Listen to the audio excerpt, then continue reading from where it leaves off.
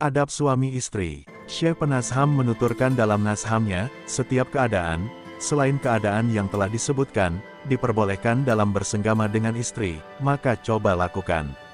Tetapi yang telah kusebutkan, wahai kawan, lebih utama.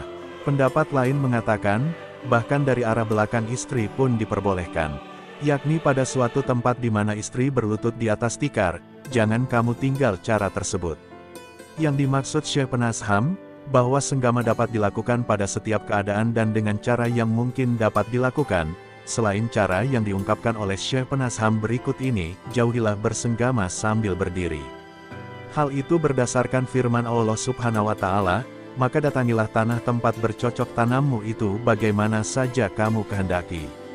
Quran Surah Al-Baqarah 223. Sahabat Ali karamallahu wajhah berkata, wanita laksana kendaraan bagi pria, suami, maka dia boleh mengendarainya kapan saja dibutuhkan.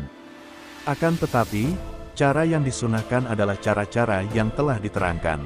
Syekh Penasham juga menashamkan, kemudian suami naik ke atas tubuh istri secara perlahan-lahan, dan ada juga cara lain, sebagaimana dikatakan, pendapat lain mengatakan, bahwa dari arah belakang juga diperbolehkan.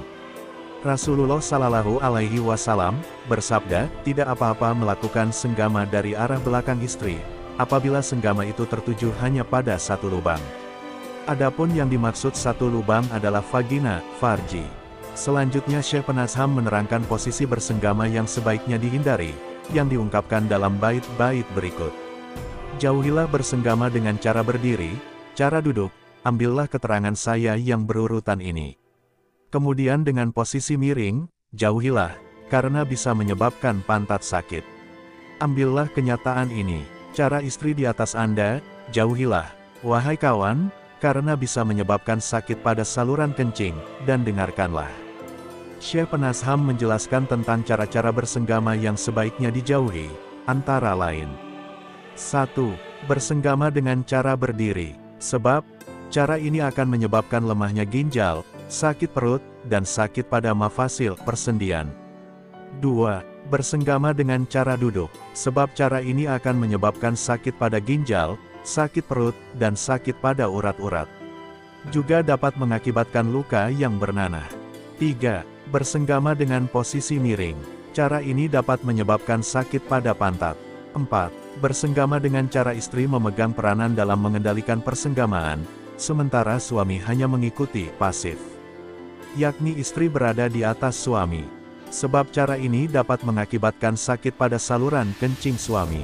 Syekh Zarruq berkata, bersenggama dengan posisi nomor 3 di atas dapat menyebabkan sakit pada lambung. Yakni salah satu lambung suami akan lemah, sakit atau kesulitan mengeluarkan sperma. Penyusun kitab Syarah Al-Waglisiyah berkata, jangan bersenggama dengan cara berlutut, sebab, dengan cara ini pihak istri akan merasa kesulitan. Jangan bersenggama dengan posisi miring, sebab cara ini akan menyebabkan sakit pada lambung. Juga jangan bersenggama dengan cara istri berada di atas suami dan memegang peranan. Sebab cara ini akan dapat menyebabkan sakit pada saluran kencing. Sebaiknya senggama dilakukan dengan cara istri berbaring terlentang sambil mengangkat kedua kakinya, karena cara ini yang paling baik. Selanjutnya Syekh Penasham menerangkan, bersenggama melalui lubang dubur itu terlarang. Sungguh terlaknat pelakunya, sebagaimana keterangan yang akan datang. Rasulullah Shallallahu Alaihi Wasallam bersabda, menyenggamai wanita dari lubang duburnya adalah haram. Rasulullah Shallallahu Alaihi Wasallam juga bersabda, terlaknat, barang siapa yang menyenggamai wanita dari lubang duburnya, maka dia benar-benar kafir atas apa yang diturunkan kepada Muhammad Shallallahu Alaihi Wasallam. Sabda Rasulullah Shallallahu Alaihi Wasallam, ada 7 orang yang Allah Subhanahu wa Ta'ala tidak akan memberi rahmat kepada mereka kelak pada hari kiamat, dan Allah tidak akan membersihkan mereka, serta firman-Nya kepada mereka, masuklah kamu semua ke neraka, bersama mereka yang memasukinya. 7 orang itu ialah, 1 laki-laki dan perempuan yang bersenggama dengan sejenisnya, 2 orang-orang yang menikah dengan tangannya, mempermainkan zakarnya dengan tangannya sendiri, hingga dia dapat mengeluarkan mani, 3 orang yang menyenggamai binatang, 4 orang yang bersenggama dengan wanita melalui lubang dubur, 5 orang yang memadu wanita dengan anaknya, 6 orang yang berzina dengan istri tetangganya, 7 orang yang menyakiti hati tetangganya. Syekh Ibnu Al-Haji telah mengumpulkan sejumlah hadis tentang ketujuh orang tersebut di dalam kitab Madkhal, maka lihatlah tidak ada orang yang memperselisihkan kebenaran hadis tersebut. Sebagaimana diingatkan oleh Syekh Penasham berikut ini, setiap orang yang memperbolehkan bersenggama melalui dubur, tidak bisa diterima oleh orang yang berakal sehat dan jujur. Pengarang kitab An-Nasihah berpendapat, bahwa dubur istri sama dengan dubur orang lain dalam hal keharamannya. Hanya saja bersenggama melalui dubur ini tidak mewajibkan adanya hukuman haid, karena kesamarannya kemiripannya dengan vagina, lubang farji. Orang yang membolehkan bersenggama melalui dubur ini menisbatkan pendapatnya kepada Imam Malik. Tetapi kemudian Imam Malik sendiri cuci tangan dengan nisbat itu, dan beliau membaca firman Allah Subhanahu wa Ta'ala, yang artinya, istri-istrimu adalah seperti tanah tempat kamu bercocok tanam, maka datangilah tanah tempat bercocok tanammu itu sebagaimana saja kamu kehendaki. Imam Malik juga berkata, tidak ada orang yang menanam, kecuali pada tempatnya. Hanya saja masalah dubur ini memang besar perkaranya, karena bersenggama melalui dubur itu menentang hikmah dan melawan sifat ketuhanan, dengan menjadikan tempat untuk keluar sebagai tempat masuk. Kemudian, di dalam bersenggama melalui dubur ini terdapat bahaya, baik dari segi kesehatan maupun kebiasaan.